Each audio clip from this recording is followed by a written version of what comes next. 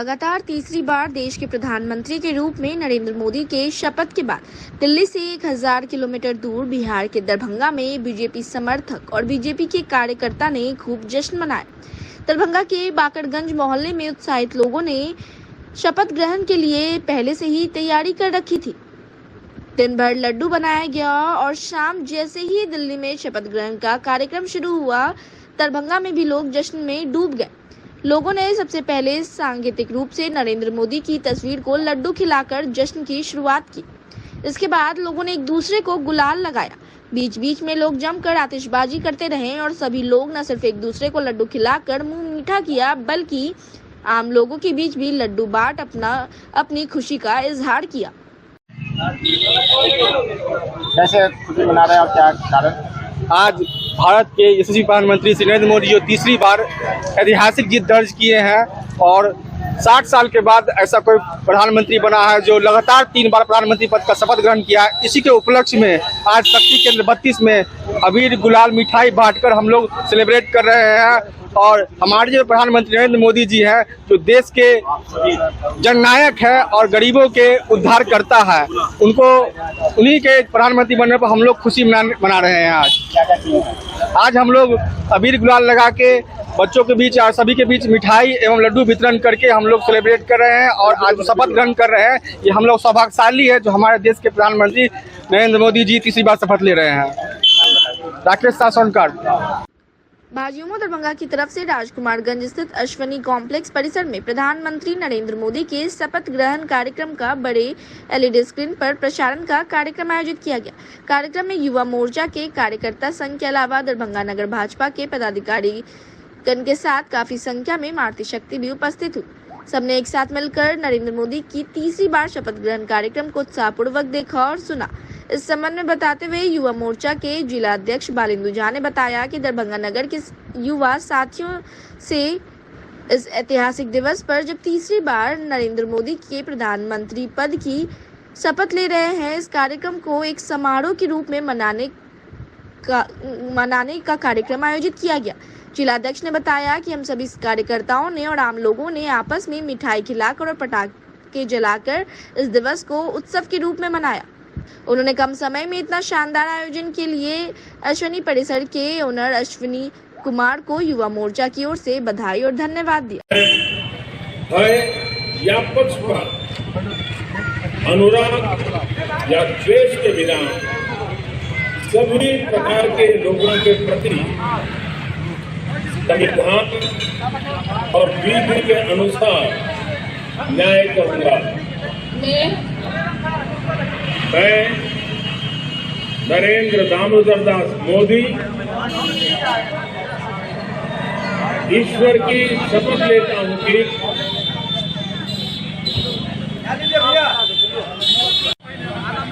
फिर से तीसरी बार मोदी सरकार बनाने का जो संकल्प था वो आज जाके शपथ ग्रहण समारोह के रूप में समाप्त हुआ। और बात रही मेहनत की, तो कई महीनों से चुनावी अभियान के रूप में युवा मोर्चा विभिन्न दायित्वों का निर्वहन किया था। इस बार थोड़ा सा टफ लगा इसलिए कि धूप बहुत था और चुनावी अभियान ज़्यादातर मैदान में उतर के होता है, एसी हॉल में नहीं होता है।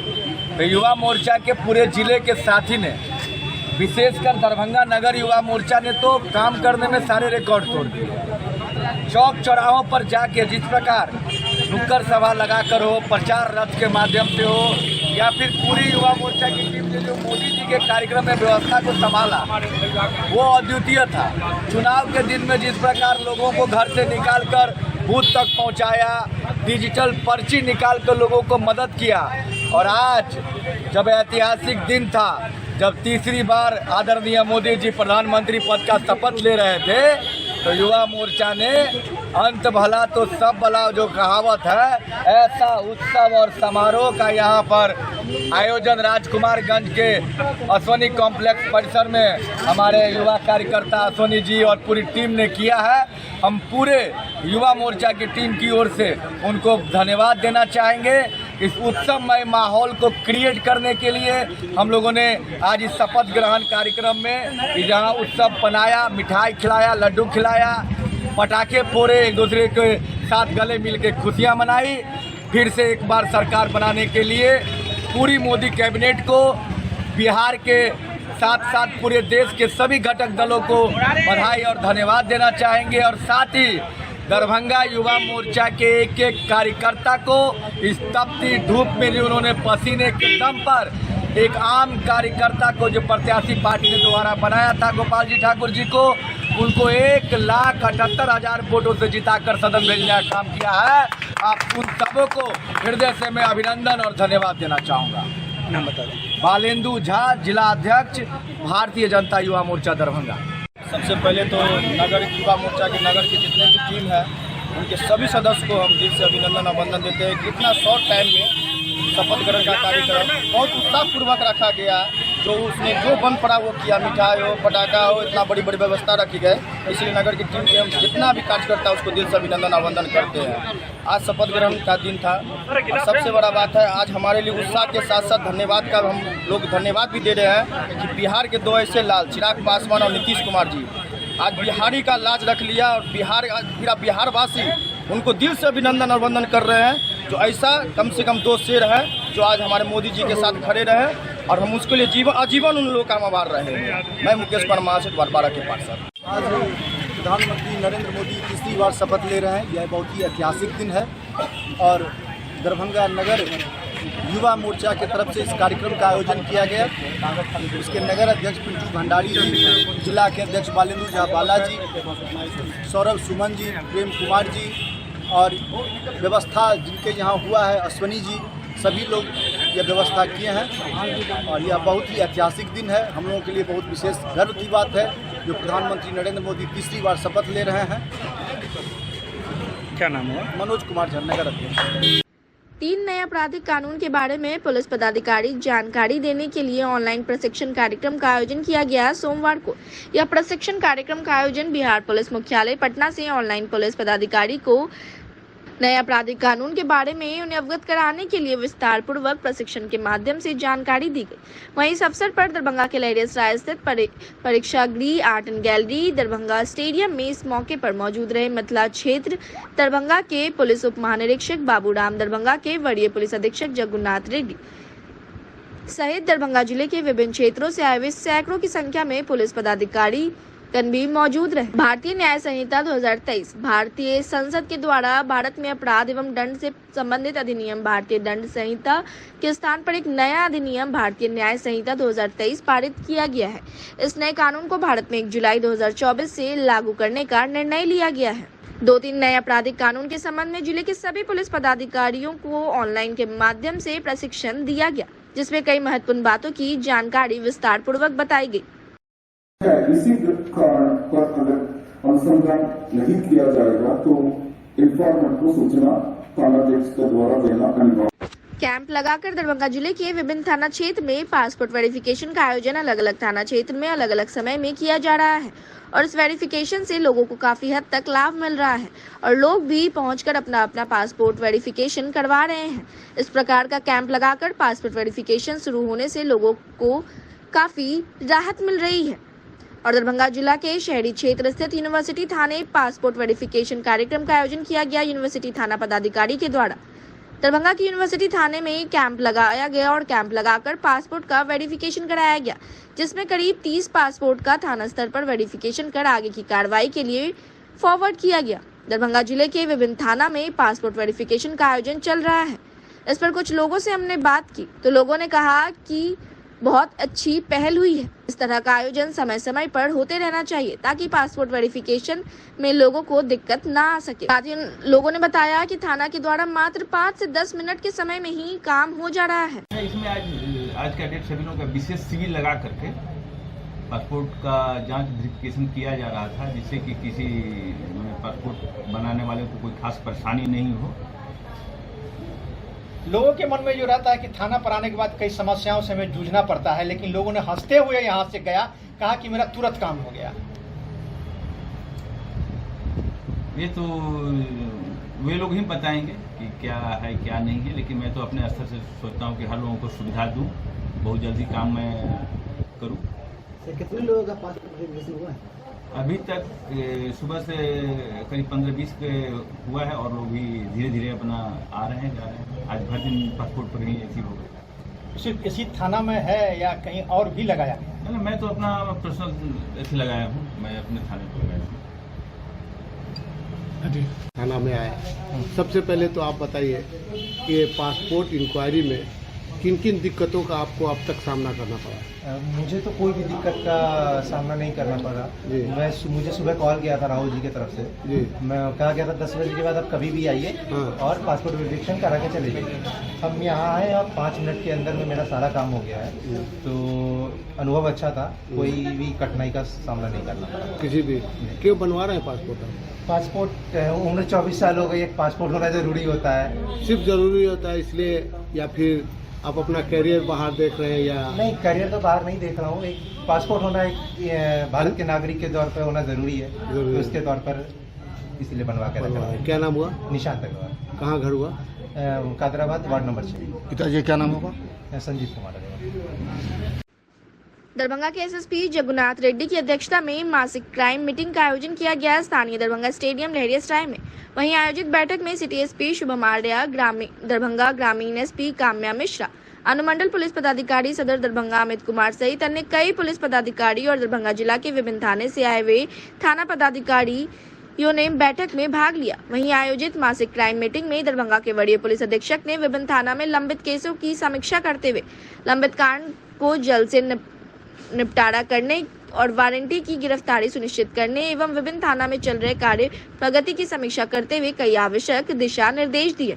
वहीं आयोजित बैठक में वरीय पुलिस अधीक्षक दरभंगा के द्वारा मई महीने की मासिक अपराध गोष्ठी की समीक्षा की गई, जिसमें कई आवश्यक निर्देश भी दिए गए। निष्पादित करने वाले थाना अध्यक्ष को विशेष रूप से दिशा निर्देश दिए गए और लंबित कांडों के त्वरित निष्पादन के लिए निर्देश दिए गए। खासकर प्रतिवेदित कांडों से 2.5 गुने से अधिक लंबित न रहे, इस संबंध में दिशा निर्देश दिया गया।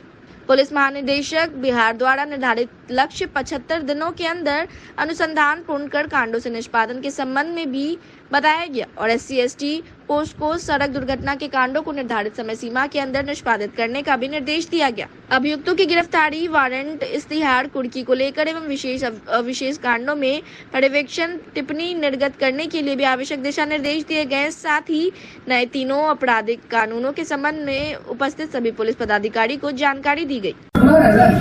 उस टाइम कम होना चाहिए, 10 दिन से नीचे वाला होना चाहिए, 10 दिन के ऊपर कोई नहीं करने होना चाहिए। ठीक है। विषय नंबर 15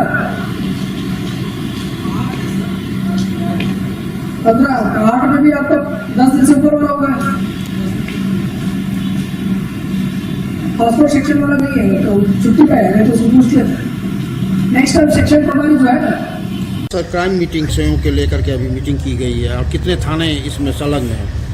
तो हमारा दरभंगा का सारे थाना उपस्थित है और DSP जो लोग थे वो भी उपस्थित है और यहाँ इनको जो मई महीने का जो आंकड़ा था अपराध का, उसके बारे में हम लोग चर्चा की और उपवेदन के बारे में और अनुसंधान के बारे में। अभी जो पुलिस मुख्यालय के आदेश पे जो मिशन 75 के अंतर्गत हम लोग अनुसंधान कर रहे हैं, इसमें 75 डेज के अंदर उसको अनुसंधान को पूर्ण कर देना, इसके बारे में चर्चा की। और CCTNS अभी जो चल रहा है उसको सुचारू रूप से और कुछ बेहतर तरीके से कैसा करना, उसको हमने चर्चा की है।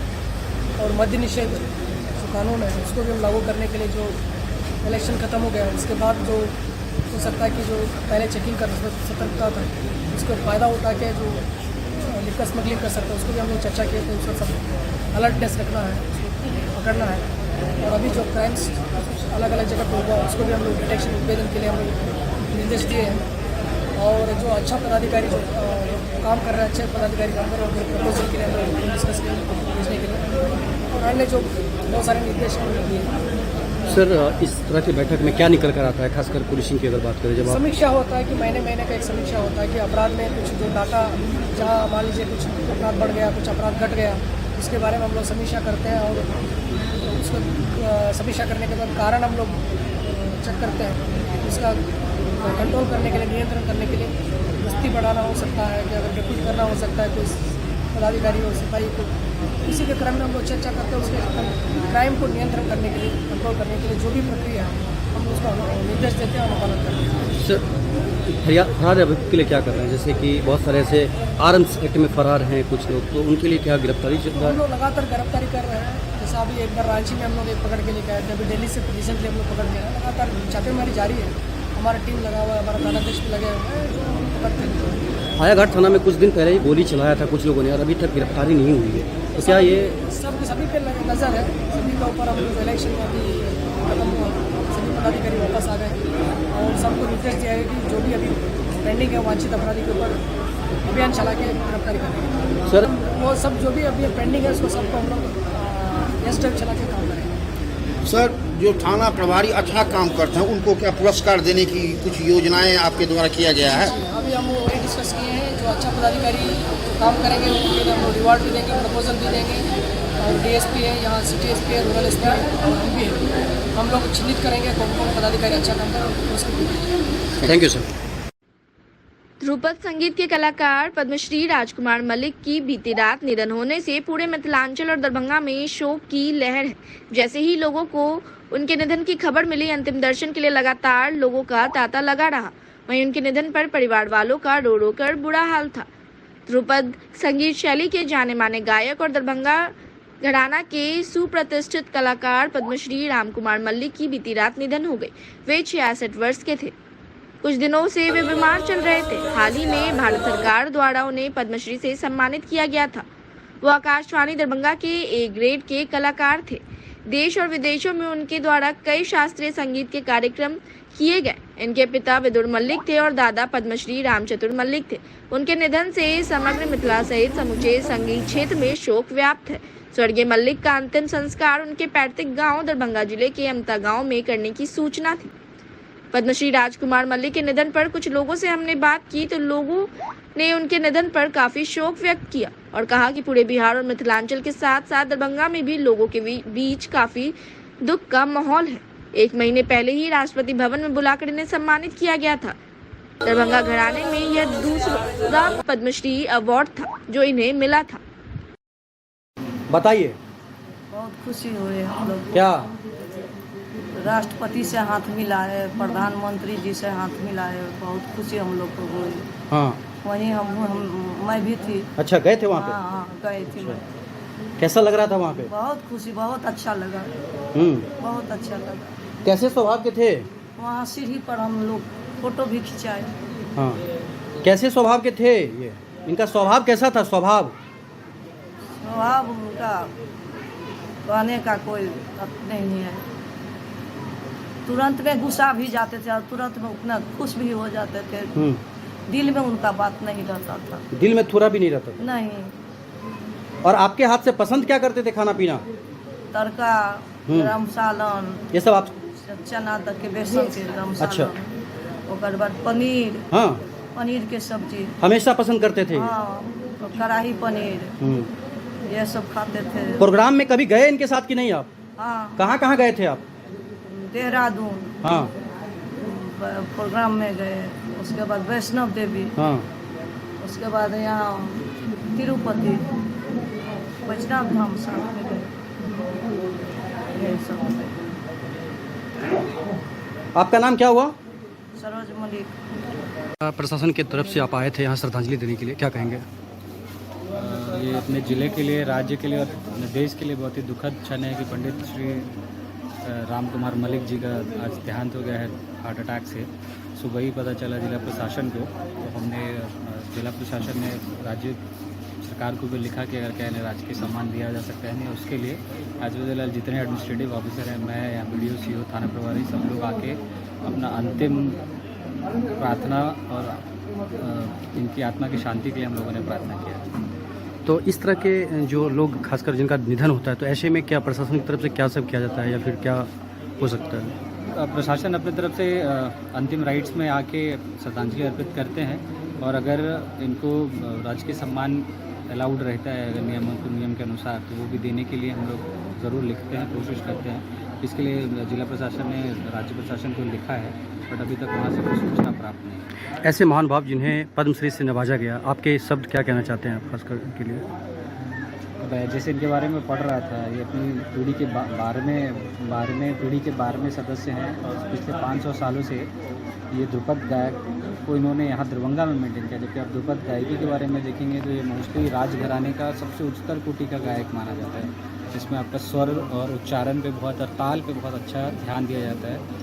उसको श्री मलिक जी ने यहाँ पे और इनके परिवार वालों ने पिछले 5 सालों से मेंटेन करके रखा है। ये बहुत ही गर्व की बात है और बहुत बड़ी बात है जिले के लिए। तो मैं ये बताएं कि निधन हो गया राम कुमार मलिक जी का, जी। क्या कहना चाहते हैं, कितनी दुखद खबर है ये तो हम लोग परिवार वालों के लिए तो बहुत दुखद है ही, और साथ ही दरभंगा वासी के लिए, बिहार वासी के लिए दुखद है। ये अभी 1 महीने पहले राष्ट्रपति भवन में बुला के सम्मानित किए राष्ट्रपति जी, साथ मोदी जी, सब सारे लोग उपस्थित होके हम लोग बहुत खुश थे। और साथ में 1 महीना, आज 9 तारीख है और आज 1 महीना 9 तारीख पिछले को मिला इनको सम्मान, आज ये अपने आप को विदाई ले लिए। तो यही है, दरभंगा घराने में ये दूसरा पद्मश्री अवार्ड था। पहला हमारे स्वर्गीय पंडित रामचतुर मल्लिक जी जो थे, और साथ ये दरभंगा घराने में हमारे पिताजी को मिला। तीसरा अवार्ड भी है, नाती पक्ष में है, जो पंडित सिया राम तिवारी बाबा को मिला था। तो ये 3 पुरस्कार दरभंगा घराने में मिला है और हम लोग बहुत दुख प्रकट कर रहे हैं। काफ़ी जाने का उम्र नहीं था अभी, और रात में ऐसे ही 1:30 बजे के आसपास इनको सिम्टम सांस फूल रहा था, तो मैंने सोचा जो इनको ले जाया जाए अस्पताल ले जाने के मतलब तैयार ही हुए, 10 कदम मात्र चले और इनका प्राण एक तरह से छूट गया। तो स्वस्थ थे या नहीं? अभी कुछ दिनों से 10 दिन से अस्वस्थ नज़र आ रहे हैं। किस तरह की परेशानी थी उनको? इनको डायबिटीज़ थी। हाँ। और अभी यूरिन संबंधित थोड़ी दिक्कतें, प्रोस्टेट बढ़ गया था, और यही आई थिंक इनको रात में, जैसा कि डॉक्टर साहब से बात हुई, हार्ट अटैक बताया गया। यही ये बताएं कि इनके कितने बच्चे हैं, खासकर लड़की लड़का, या फिर ये संगीत के क्षेत्र में क्या करते थे? मतलब हम 4 भाई हैं। पहले भाई संतोष कुमार मलिक जी हैं, दूसरे डॉक्टर समित कुमार मलिक जी हैं, तीसरे मैं साहित्य मलिक, और मेरा ट्विंस भाई संगीत मलिक। 2 बहन हैं, रूबी मलिक गोस्वामी और रिंकी मलिक दुबे। तो संगीत के क्षेत्र में हम लोग काफ़ी 13वीं पीढ़ी को प्रतिनिधित्व कर रहे हैं। देश के प्रधानमंत्री नरेंद्र मोदी के तीसरे कार्यकाल के शपथ ग्रहण के बाद दरभंगा के भाजपा सांसद डॉक्टर गोपाल जी ठाकुर ने आज सोमवार को देश के गृह मंत्री अमित शाह के आवास पर पहुंचकर उन्हें बधाई दी और उनके सफल कार्यकाल की शुभकामनाएं दी। इस अवसर पर सांसद डॉक्टर ठाकुर ने गृह मंत्री अमित शाह को मिथिला की संस्कृति के अनुसार पाग, अंगवस्त्र व मखान माला पहनाकर सम्मानित किया और मिथिला पेंटिंग भेंट की। गृह मंत्री को सम्मानित करने के बाद सांसद डॉक्टर गोपाल जी ठाकुर ने कहा कि देश के यशस्वी प्रधानमंत्री नरेंद्र मोदी के कुशल नेतृत्व में जहां भारत की गरिमा और सम्मान देश ही नहीं विदेशों में भी बढ़ा है, वहीं गृह मंत्री अमित शाह के नेतृत्व में देश के अंदर कानून व्यवस्था सुदृढ़ हुआ है। यही कारण है कि करोड़ों देशवासी गृह मंत्री को लौह पुरुष के नाम से पुकारते हैं। अखिल भारतीय खेत व ग्रामीण मजदूर सभा एवं मनरेगा मजदूर सभा के बैनर तले अनिश्चितकालीन धरना प्रदर्शन बहादुरपुर प्रखंड मुख्यालय पर धरना प्रदर्शन किया गया। केग्रामस के प्रखंड अध्यक्ष हरि पासवान, मोहम्मद जमालुद्दीन, बाबूलाल देव, भाकपा प्रखंड सचिव विनोद सिंह, रामलाल सैनी के नेतृत्व में इस अवसर पर आर्थिक सर्वे के आधार पर सरकारी घोषणा अनुसार 6,000 रुपए से कम आमदनी वाले परिवार को 2 लाख रुपए आर्थिक मदद को युद्धस्तर पर लाभुकों को दिया जाए। मनरेगा मजदूरों को 200 दिन काम दैनिक मजदूरी 600 रुपए दिया जाए। मनियारी, तड़ालाही, पिड़री, सहित पूर्व में दिए गए जांच की रिपोर्ट को सार्वजनिक किया जाए। प्रखंड में सभी पंचायत में पेयजल समस्याओं को गंभीरता से लेकर समाधान किया जाए। बाढ़ पूर्व तैयारी को लेकर समग्र तैयारी तेज की जाए। इस मौके पर धरना स्थल पर प्रखंड विकास पदाधिकारी के नेतृत्व में अंचलाधिकारी, मनरेगा पदाधिकारी की टीम आंदोलनकारी से गहनवर्ता हुआ।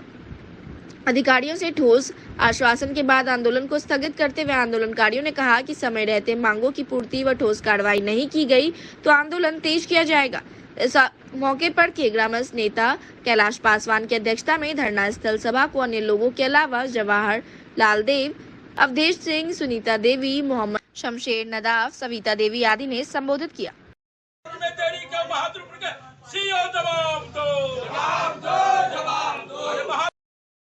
दरभंगा में इस वक्त की काफी सनसनीखेज मामला सामने आया है। दरभंगा में सड़क किनारे नवजात शिशु की लाश मिली है। इस इलाके में सनसनी फैल गई है। कई लोगों ने मांग की है कि स्थानीय इलाके के सीसीटीवी कैमरे को खंगाला जाए और जो लोग इसमें शामिल हैं ऐसे लोग पर कड़ी से कड़ी कार्रवाई की जाए। दरभंगा में मानवता के साथ साथ मां की ममता को शर्मसार कर देने वाला मामला सामने आया है, जहां बेता थाना अंतर्गत बेता चौक कमल फूल के पास कचरे के ढेर में नवजात शिशु का शव फेंका मिला। वहीं यह शव आधा जला हुआ था। सुबह सुबह लोगों ने जब इस लाश को देखा तो लोगों की वहां भीड़ उमड़ पड़ी। बेता थाना की पुलिस भी मौके पर पहुंची। लोगों का कहना है कि अवैध नर्सिंग होम और अस्पताल धड़ल्ले से चल रहा है, जिसके कारण गर्भपात कर बच्चों को फेंक दिया जाता है।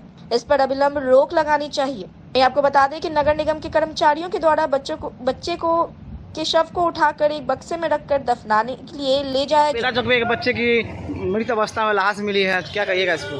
यहाँ जो है जितना महिला डॉक्टर का क्लिनिक है जो अवैध रूप से चल रहा है, बराबर इस तरह का शिकायत यहाँ होता है। नवजात शिशु को एबॉर्शन करवा के और इस स्थल पर ड्रॉप कर दिया जाता है।